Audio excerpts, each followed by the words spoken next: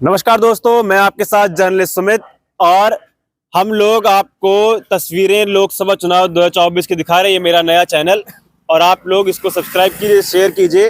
और आज जो खबर है वो ये है कि स्वामी प्रसाद मौर्य, जो कि 1-2 दिन पहले की खबर है, स्वामी प्रसाद मौर्य अपनी नई पार्टी बना रहे हैं।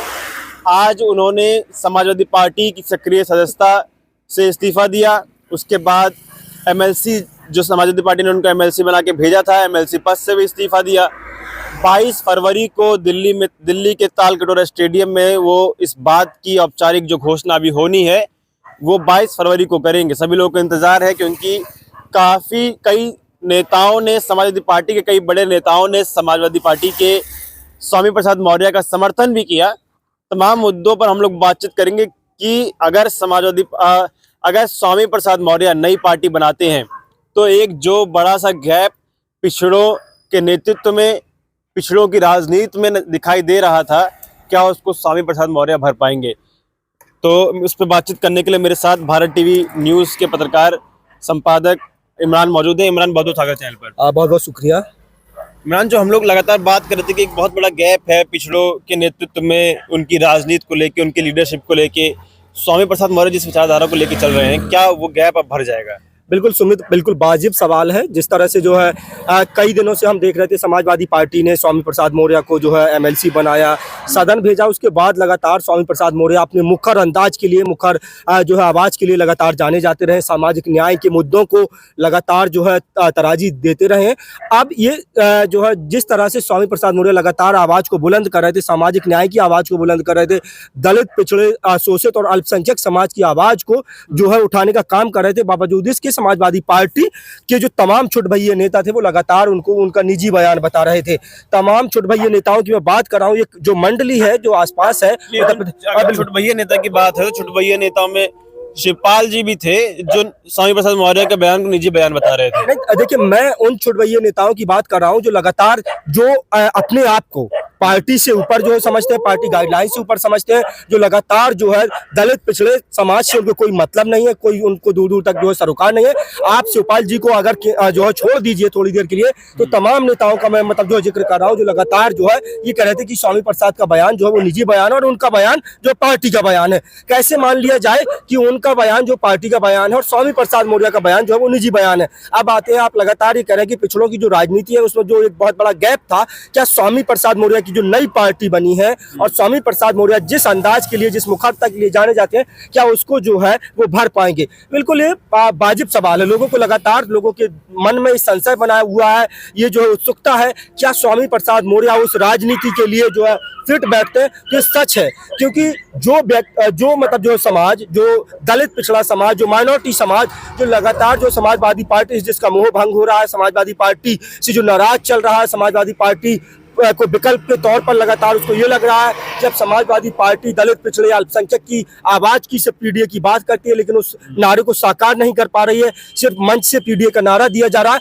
उसके लिए जो है वो स्वामी प्रसाद मौर्य के साथ जा सकता है। बसपा से नाराज लोग भी स्वामी प्रसाद मौर्य के साथ जुड़ सकते हैं। एक बहुत बड़ा यादव समाज का तबका भी, यानी कि समाजवादी पार्टी का कोर वोटर यादव समाज को माना जाता है, बावजूद इसके, चाहे वो यादव हो, मौर्य हो या फिर और मतलब जो पिछड़े समाज के लोग हो या दलित समाज के लोग हो, जो समानता में विश्वास रखते हैं, जो समतामूलक समाज बनाने में विश्वास रखते हैं, जो देश के संविधान में विश्वास रखते हैं, जो बाबा साहब डॉक्टर भीमराव अंबेडकर के बताए मिशन और मतलब जो मार्ग पर चलना चाहते हैं, जो महापुरुषों की आस्था में विश्वास रखना चाहते हैं और जो आडंबर, ढोंग, पाखंड से दूर तार्किक और वैज्ञानिक दृष्टिकोण रखते हैं, ऐसे तमाम लोग स्वामी प्रसाद मौर्य के साथ जुड़ेंगे। आप देखते जाइए, अभी तो पार्टी का जो है ऐलान, मतलब जो औपचारिक जो ऐलान हो गया है, तालकटोरा स्टेडियम में जो है तमाम जो ताजपोशी होनी है। लेकिन ये सच्चाई है कि जो लोग समाजवादी पार्टी से, कांग्रेस पार्टी से, बसपा, तमाम सेकुलर दलों से जिनकी नाराजगी है, वो जाकर के स्वामी प्रसाद मौर्य के साथ जुड़ेंगे और एक बहुत बेहतर विकल्प की जो तलाश थी, लगातार हम कह रहे थे, अब तो उन्होंने एमएलसी पद से भी इस्तीफा दे दिया है और पूर्ण रूप से वो जो है पूर्ण स्वतंत्र हो गए। एक प्लेटफॉर्म जो है दलित, पिछड़े, माइनॉरिटी को मिला है, जिस प्लेटफॉर्म से वो अपनी आवाज को जो है बुलंद कर सकते हैं। तो इस 15 जिस प्लेटफॉर्म की आप बात कर रहे हो, अब समाजवादी पार्टी के प्लेटफॉर्म पे भी उसी की बात कर सकते थे। अखिलेश जी तो खुद पीडीए की बात लगातार कर रहे हैं। हालांकि राज्यसभा के जो उन्होंने नॉमिनेशन जिन लोगों ने भरा उनको लेकिन नाराजगी थी, लेकिन जितनी भी लिस्ट अभी आई है लोकसभा की, उसमें तो पीडीए को साथ रहे अखिलेश वो यादव। ठीक है। मुझे नहीं पता कि अखिलेश यादव की क्या मजबूरी है, किन मजबूरियों के चलते अखिलेश यादव लगातार मुखर अंदाज में नहीं बोल पाते हैं, क्यों मतलब जो इतनी मुखरता नहीं कर पाते। मुझे पता है 90 का वो दौर जब मंडल बनाम कमंडल की राजनीति को धार दी गई, और उस समय जब जो है मंडल के विरोध में कमंडल निकाला गया, कौन लोग थे हम सबको पता है।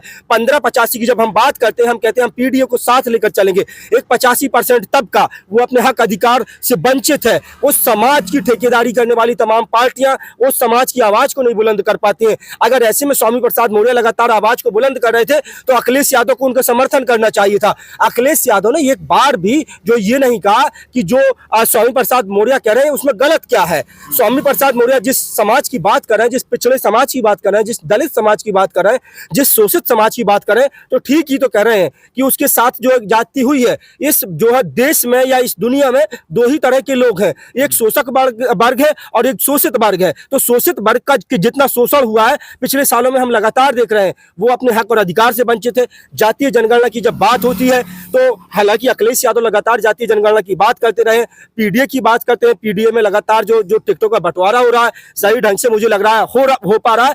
लेकिन जिस तरह से राज्यसभा की नाराजगी थी, तो क्या जरूरत थी कि जया बच्चन को जो है 5वीं 6वीं बार जो है राज्यसभा भेजा जाए। आप एक पिछड़ा, एक दलित, एक अल्पसंख्यक को भेज करके ये मैसेज दे सकते थे कि हमने देखिए एक पिछड़े समाज के, एक दलित समाज के, एक अल्पसंख्यक समाज के तीनों राज्यसभा मेंबर को भेज करके हमने पीडीए का नारा दिया है।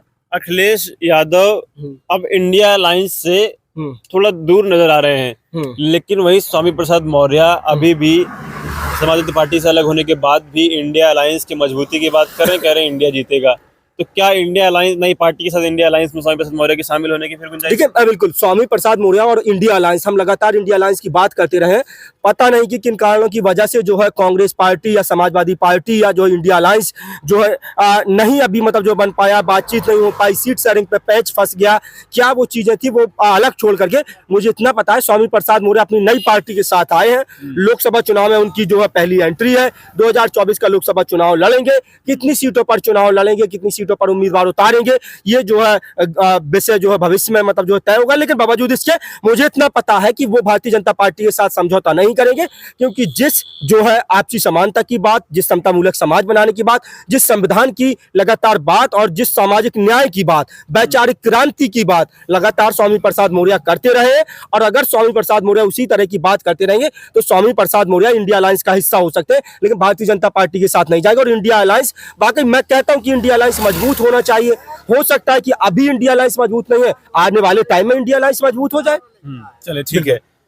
तो स्वामी प्रसाद मौर्य नई पार्टी उन्होंने बनाई है। बात लगातार ये चल रही थी कि एक बहुत बड़ा गैप, एक उस तरीके का नेतृत्व पिछड़ों की राजनीति को लेके, बहुजन वर्ग को लेके नहीं दिखाई दे रहा था।